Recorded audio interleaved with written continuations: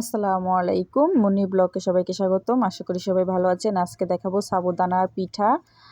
এই আমি আজকে ফার্স্ট এই পিঠাটা বানালাম এবং খেলাম, আর কোনো সময় এটা বানাইও নাই, খাইও নাই। এটা আমার মানে ফেসবুকের একটা ভিডিও থেকে আমি এটা দেখছি, পিঠাটা বানানো এক আপু বানাইছে, আপুর মা বানাইছে আর কি এরকম। এই যে সাবুদানাটা আমি 1 ঘন্টা যাবত ভিজিয়ে রাখছিলাম হালকা গরম পানি দিয়ে, যেন আপনার নরম হয়। এই দেখেন ভালো করে আমি কষলিয়ে নিতেছি, ভিতরে শক্ত ভাবটা যেন না থাকে। তারপর আপনি একটা নারিকেল থেকে অর্ধেকটা নারিকেল কুড়ে নিচ্ছি।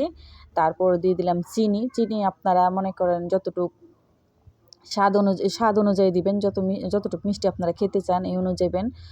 সাবুদানাও আমি খুবই অল্প দিচ্ছি, আপনার 2 কাপের মতো ভিজাইছিলাম। তারপর দিয়ে দিচ্ছি ময়দা।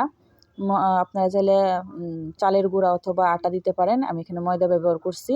ময়দাটা সম্পূর্ণ আপনি মাখাইলে বুঝতে পারবেন কতটা নরম হয়েছে, আঠালো ভাব হয়েছে। তারপর দিয়েছি কর্নফ্লাওয়ার 2 চামচ, অল্প একটু লবণ দিয়ে সুন্দর করে মাখিয়ে নিতেছি।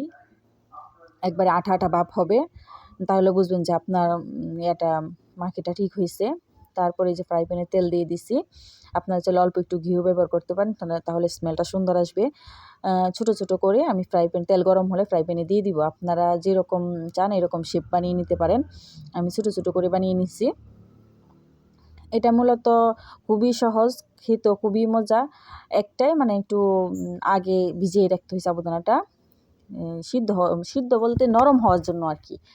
আর যদি সাথে দেন তাহলে সাবুদানাটা আপনার শক্তই থাকবে, এই নরম হবে না। আপনি এরকম শেপ বানাইতে খুবই অসুবিধা, তেলে দিলে খুলে যাবে। আর যদি বেশিক্ষণ ভিজিয়ে রাখেন তাহলে আমার মতো খুলবে না, এরকম সুন্দর হয়ে যাবে। তারপর দেখেন নিচেটুক দিয়ে হালকা বাদামি রং হবে, তখন আর আস্তে করে উল্টিয়ে দিবেন। মিডিয়াম আঁচে ভাজবেন যেন আপনার উপরে নিচে না পড়ে যায়। জাল বাড়িয়ে দিলে কিন্তু উপরে নিচে পড়ে যাবে, আর ভিতরে আপনার কাঁচা ভাব থেকে যাবে। খুব মিডিয়াম আঁচে ভেজে নেবেন। পিঠাটা খুবই ভালো লাগছে আমার কাছে। এটা বাচ্চাদের টিফিনে অথবা আপনার সন্ধ্যায় চায়ের সাথে নাস্তায় খেতে পারেন। এই যে সুন্দর লাল হয়ে গেছে, বাদামি লাল হয়ে গেছে। এখন এটাকে তুলে নিব আমি। খুবই ভালো হয়েছে। আমি আজকে ফার্স্ট বানালাম, আমি ভাবি না এরকম হবে, কিন্তু আসলেই খুবই সুন্দর হয়েছে দেখতেও, মাশাআল্লাহ। আবার আরেক ফ্রাই প্যানে দিয়ে দিচ্ছি। আপনার 2 কাপ দিয়ে অনেকগুলা হয়, আমি 2 কাপ দিয়ে তো করছি, অনেকগুলা হয়েছে। আপনারা চাইলে আরও বেশি নারিকেল দিতে পারেন, একটা নারিকেলও দিয়ে দিতে পারেন সম্পূর্ণ। আমি অর্ধেকটা দিচ্ছি, কারণ আজকে ফার্স্ট বানালাম তো, এই জন্য পরে দেখলাম যে না সম্পূর্ণ দিলে হয়। মাশাআল্লাহ বলবেন সবাই।